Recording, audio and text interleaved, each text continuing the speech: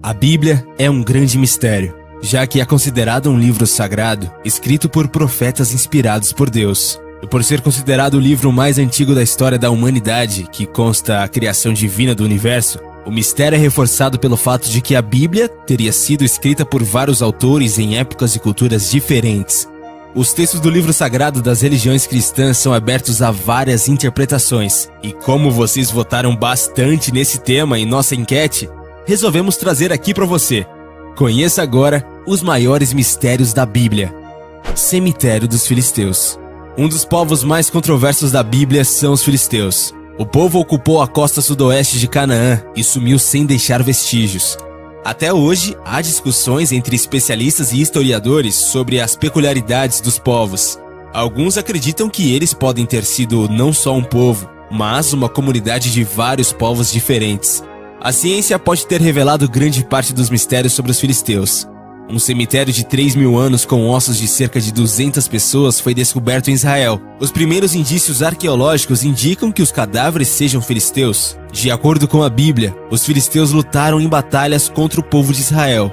Um dos mais clássicos exemplos é do israelita Davi contra o gigante filisteu Golias. Especialistas que não estão envolvidos nas escavações do cemitério defendem que ainda há evidências claras de que os fósseis encontrados sejam mesmos de filisteus.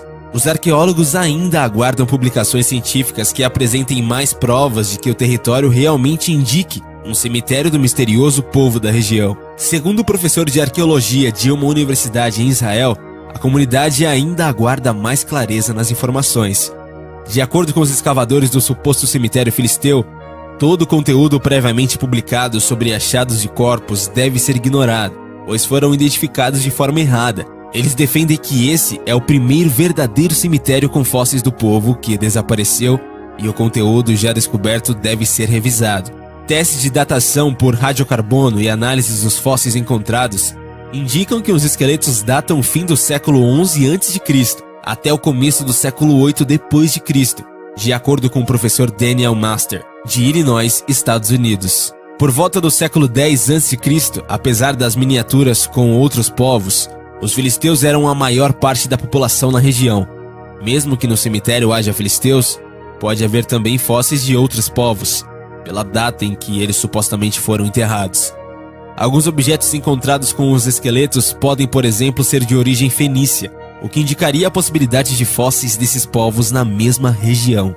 Pessoas que Caim encontra ao fugir. Um dos grandes mistérios da Bíblia diz a respeito à fuga de Caim ao matar o seu irmão Abel.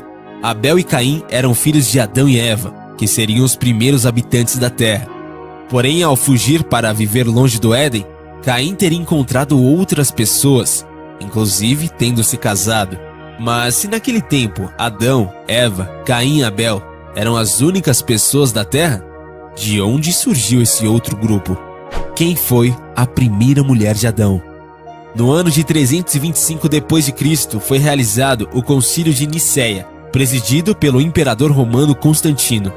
O concílio teve como objetivo reunir bispos de todas as regiões onde que havia cristãos para discutir e definir temas fundamentais do cristianismo, tais como a data da Páscoa, e se Cristo era um ser criado ou não criado, e se era igual ao eterno Deus seu Pai, além de condenar, rejeitar e retirar da Bíblia os chamados evangelhos apócrifos ou gnósticos, aqueles que, segundo o concílio, foram escritos sem a inspiração divina por irem contra os dogmas estabelecidos pelos bispos.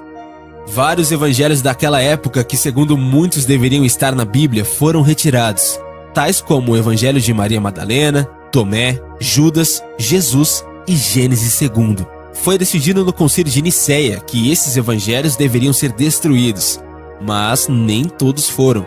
Em 1945, próximo a uma cidade do Egito, 52 cópias de textos antigos, chamados de evangelhos gnósticos, foram encontradas em 13 códices de papiro envoltos em couro, que são livros escritos à mão. A Igreja Católica rapidamente tratou de considerá-los falsos, mas apropriou-se deles, trancafiando-os nos cofres do Vaticano. Em um desses evangelhos está a história de Lilith, a suposta primeira mulher de Adão, que veio antes de Eva. A história conta que no início Deus criou Adão e Lilith, ambos do pó, Entretanto, Lilith não aceitava a condição de ser submissa a Adão, até porque eram feitos da mesma matéria. Por que devo me deitar embaixo de ti? Por que devo abrir-me sob teu corpo? Por que ser dominada por ti? Contudo, eu também fui feita do pó, e por isso sou tua igual. Disse Lilith ao Todo-Poderoso, o qual retrucou que era assim que ele havia feito, e assim continuaria. Lilith então se rebelou e decidiu abandonar o jardim do Éden. Adão, agora solitário e muito triste, suplicou a Deus, soberano do universo, a mulher que você me deu fugiu. Deus então enviou 3 anjos para trazê-lo de volta: Sanvi, Sansave e Samangelaf. O nome dos tais anjos ainda integram o folclore europeu, e muitas pessoas penduram placas na porta da própria casa com os nomes desses anjos para afastar o espírito de Lilith. Os anjos então voltaram, dizendo que Lilith havia se recusado a voltar. Foi quando Deus fez outra mulher para Adão, dessa vez de sua costela, para não correr o risco de que essa também se rebelasse. E você, acha estranho essa história de que existiu outra mulher antes de Eva? A Arca de Noé. A busca pela Arca de Noé tem recebido atenção internacional nas últimas 2 décadas. Dezenas de expedições à região do Arante, na Turquia Oriental, a maioria das quais compostos por grupos cristãos norte-americanos, tem gerado numerosas afirmações sem, no entanto, prova alguma. A Arca de Noé era uma grande barcaça, construída de madeira e impermeabilizada com betume. Suas dimensões eram aproximadamente de 450 pés de comprimento, 75 pés de largura e 45 pés de altura, com 3 andares interiores. Aparentemente, uma janela foi construída ao seu teto. As dimensões da arca tornam-a a maior embarcação marítima conhecida existente antes do século XX, e suas proporções são surpreendentemente semelhantes às encontradas nos grandes transatlânticos atuais. A Bíblia diz que o barco de Noé repousou sobre os montes de Ararat. Ararat provavelmente se refere a uma região do antigo reino de Urartu, e não um nome específico. Após a saída de Noé e sua família para a montanha, o barco virtualmente desapareceu nas páginas da Bíblia.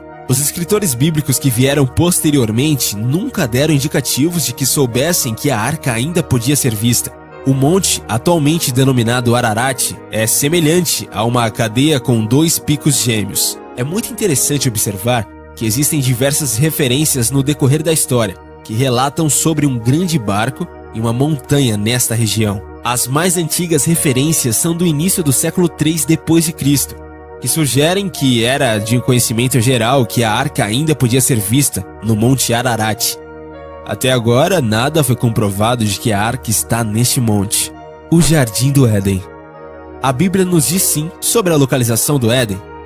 E saia um rio do Éden para regar o jardim, e dali se dividia e se tornava em 4 braços. Esse é o motivo de muitos cristãos terem assumido que o local original do jardim está em algum lugar na região mesopotâmica, próxima ao Iraque atual, onde passam os rios Tigre e Eufrates modernos.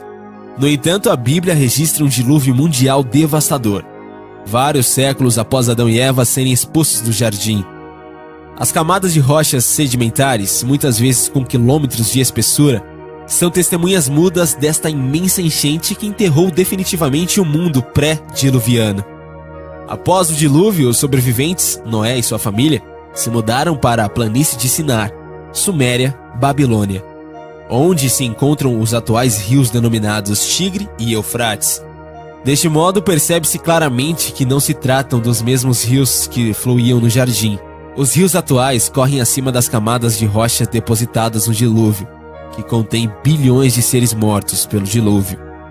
Os seres desses rios foram provavelmente adotados dos rios originais pré-diluvianos, do mesmo modo que os pioneiros das Ilhas Britânicas aplicaram nomes de lugares familiares na colonização da América e Austrália, seu novo mundo. Note também que a Bíblia menciona um rio se tornando em 4 braços, dos quais apenas 2 são chamados de Tigre e Eufrates. Não é esta a geografia que encontramos no Oriente Médio atual. O jardim, então, foi destruído pelo dilúvio, e sua localização verdadeira jamais será determinada. E o inferno, existe ou não? O inferno é reproduzido como um lugar onde todas as forças do mal predominam. Quanto mais horríveis elas são, piores são os castigos que nos esperam. No entanto, é comum a crença na existência do lugar, pois essa faz parte da percepção básica das religiões cristãs. Entretanto, alguns dizem que tal castigo eterno é praticamente inviável. Alguns falam de rios de fogo, túmulos flamejantes, outros afirmam que as almas condenadas ao inferno terão que encarar demônios extremamente ruins e serão condenados a trabalhos forçados eternos e serão transformados em árvores e devoradas. Enfim, não parece um lugar muito agradável, não é mesmo? E como ninguém gostaria de passar férias no inferno, fomos atrás de alguns argumentos que discordam da existência deste lugar. A Bíblia mal menciona algo como o inferno. Em Romanos 6,7 na Bíblia, diz: todo aquele que morreu já foi justificado do pecado. Ou seja, se a morte é a punição dos pecados, por que haveria que existir um lugar para punir os mortos?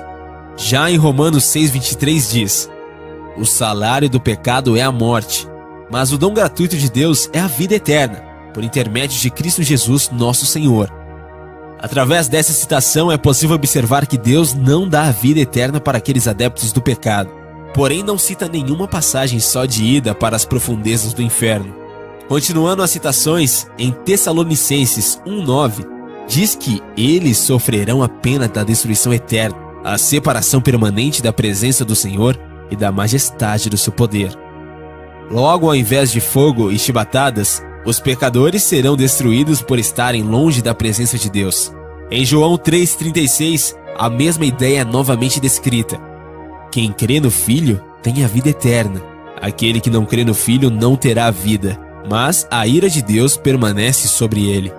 O tal fogo eterno é mencionado somente em Judas 1,7, mas apenas no contexto de Sodoma e Gomorra, literalmente destruídas pelo fogo da ira de Deus.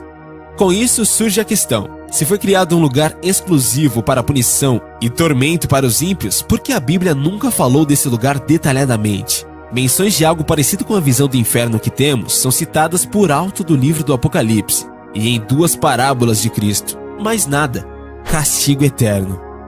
Uma dúvida manifestada até mesmo pelos cristãos e muito aceitável se compararmos às ideias de Deus, que é descrita na Bíblia, é a questão do castigo eterno.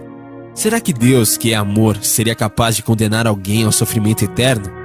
Em João 4,8 diz: aquele que não ama não conhece a Deus, portanto, Deus é amor.